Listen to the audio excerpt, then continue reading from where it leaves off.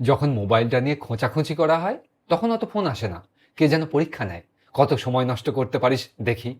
তারপর সেই পরীক্ষা দিয়ে ক্লান্ত হয়ে যেই বাথরুমে যাওয়া হলো অমনি ফোনটা কেঁদে উঠল, দুধের শিশুর মতন, কাজ ছাড়া হলেই কষ্ট। দরজার ওপার থেকে কানে আসে, ফোন এসেছে। আহ, এই মাত্র ছেড়ে এলাম, পারলে ধরো না।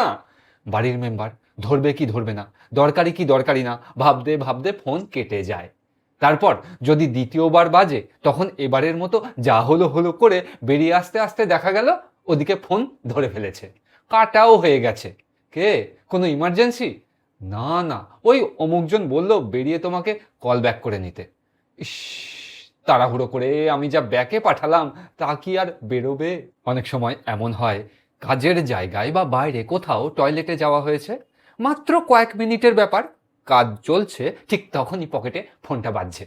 প্রথমত একটা অস্থিরতা তৈরি হবে, দ্বিতীয়ত সেরকম কেউ হলে ওখানে থাকাকালীন ফোনটা ধরতে অস্বস্তি হবে, কারণ উল্টো দিক থেকে প্রশ্ন আসবে কোথায়, যেহেতু আওয়াজটা গম গমে শোনাবে। নেক্সট, ফোন আসবে খাওয়ার সময়, কোনো পানীয় পান করতে করতে কথা বলতে আমেজি আসে, কিন্তু কোনো কঠিন পদার্থ চিবোতে চিবোতে বকতে হলে বিরক্তি লাগে। বিশেষ কারোর ফোন বা কাজের ফোন যা কিনা সেই মুহূর্তেই গৃহীত হওয়া দরকার, গ্রহণ করতে গিয়ে খাদ্য গ্রহণের আনন্দের সাথে কত সমঝোতা করতে হয়।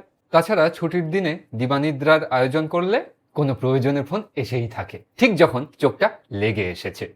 পার্সেল এলে ভালো কথা, কিন্তু কোম্পানির ফোন হলে এত বাজে কথা বলতে ইচ্ছে হয়, শুধু ওপারে মানুষ থাকে না বলে বলা যায় না। এরকম বিষয় নর্মাল লোকেদের জন্য, মানে সারাদিনে ওই নর্মাল সংখ্যায় যাদের ফোন আসে।